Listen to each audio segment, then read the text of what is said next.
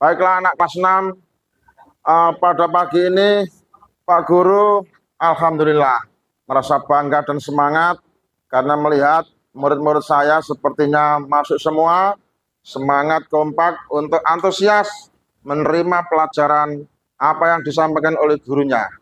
Bahwa pelajaran kita pada hari ini hari Kamis ada pelajaran Nasor, pelajaran Nahwu Shorob, di mana pelajaran Nahwu Shorob ini materi yang sudah kita bahas untuk bab 1 adalah materi tentang isim marfu, isim yang dibaca rofa.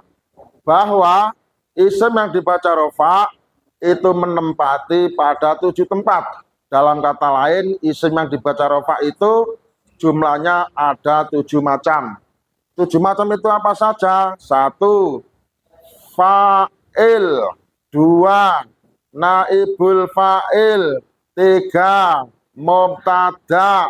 4. Khobar. 5. Isimnya kana. 7. 6. Khobarnya ina. Kemudian 7 adalah isim tawabi marfu yang meliputi naat, maktuf, taukid, dan badal. Itulah jenis-jenis isim yang masuk dalam kelompok kategori marfu yang dibaca rofa dalam suatu kalimat.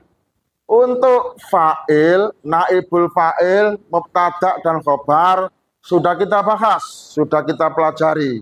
Nah sekarang kita sampai pada urutan yang kelima, yaitu isimnya kana.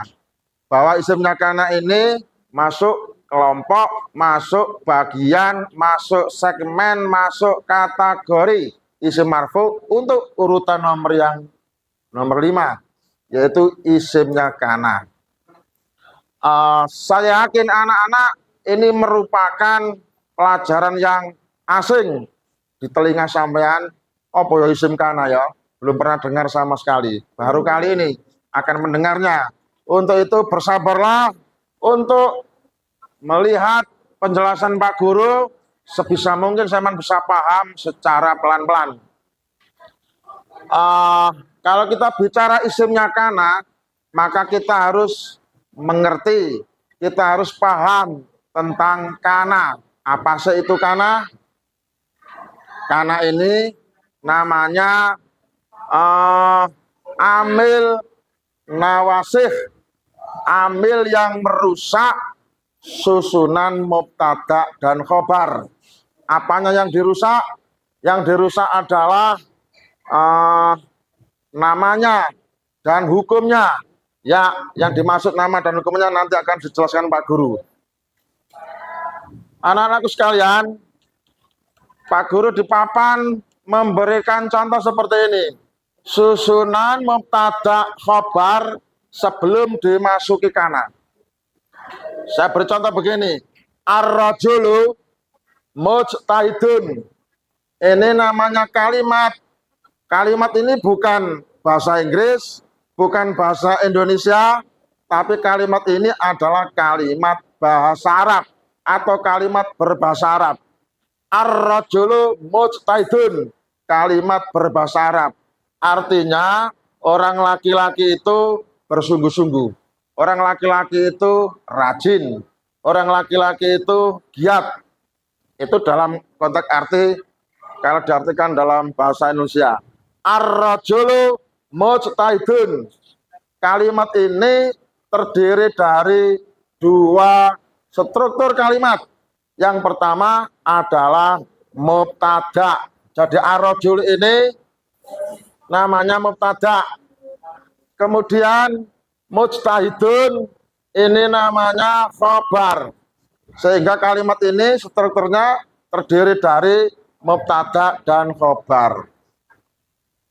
Mubtada dalam bahasa Arab harus marfu. Marfu itu identik dengan harokat dhamma, ar-rajulu, dan jatuhnya di awal kalimat. Itulah mubtada. Tidak boleh ar-rajuli, salah. Tidak boleh ar-rajula, salah. Harus ar-rajulu. Karena mubtada itu harus marfu. Tidak boleh yang lain-lain. Kemudian mujtahidun ini namanya khobar. Khobarnya mubtada. Ya kalau dalam bahasa Indonesia namanya predikat ya. Kalau dalam bahasa Arab namanya khobar. Jadi kalau ada mubtada itu pasti ada khobar. Khobar ini melengkapi maknanya mubtada. Sehingga maknanya akan tersusun menjadi makna yang bisa dipahami oleh banyak orang. Orang laki-laki itu bersungguh-sungguh. Itulah maknanya. Dan khobar itu harus marfu. Khobar harus marfu. Tidak boleh dibaca ar-rajulu mujtahidan. Salah. Tidak boleh dibaca ar-rajulu mujtahidin. Salah. Harus dibaca ar-rajulu mujtahidun. Kenapa? Karena khobar. Khobar itu harus marfu. Marfu itu identik dengan doma. Di sini marfu'nya tandanya, tanda rafa'nya ialah dengan tanda doma. Karena isim mufrad. Setelah susunan mubtada khobar ini dimasuki oleh kana, pada contoh di bawahnya, susunan mubtada khobar tersebut di atas, setelah dimasuki kana, apa yang akan terjadi? Mari kita analisa bersama. Kana rajulu mujtahidan. Nah sekarang yang dimaksud bahwa kana itu amal atau amil nawasik yang maksudnya merusak susunan mubtada dan khobar. Di sini istilahnya sekarang sudah bukan susunan mubtada khobar lagi. Karena sudah ada kana masuk, maka ar-rajulu tetap marfu dengan harokat dhamma, tetap kana rajulu tetap, hanya namanya sudah berubah. Yang sebelum kana masuk, ar-rajulu ini namanya mubtada. Setelah kana masuk, ar-rajulu sekarang namanya adalah isim. Isim kana. Ar-rajulu sekarang namanya isim kana. Begitu juga mujtahidan. Sebelum kana masuk ke dalam kalimat ini, mujtahidan itu namanya khobar. Khobarnya mubtada marfu seperti contoh di atasnya. Setelah kana masuk, mujtahidan namanya tetap khobar, tapi ini statusnya bukan khobar mubtada, tetapi khobarnya kana. Khobar kana. Dan khobar kana itu harus mansub. Mansub itu identik dengan harokat fathah. Mansub tanda nasabnya dengan fathah karena isim mufrad. Jadi kana rajulu mujtahidan secara i'rab adalah kana itu fi'il madhi nakis. Fi'il yang tidak butuh fa'il, tetapi kana ini fi'il yang butuh mubtada, butuh isim dan khobar. Itulah sebabnya dinamakan fi'il nakis. Fi'il madhi nakis mabni fathah yang beramal merofakan isim dan menasabkan khobar. Kemudian ar-rajulu i'rabnya adalah isimnya kana marfu, tanda rofaknya dengan dhamma karena isim mufrad.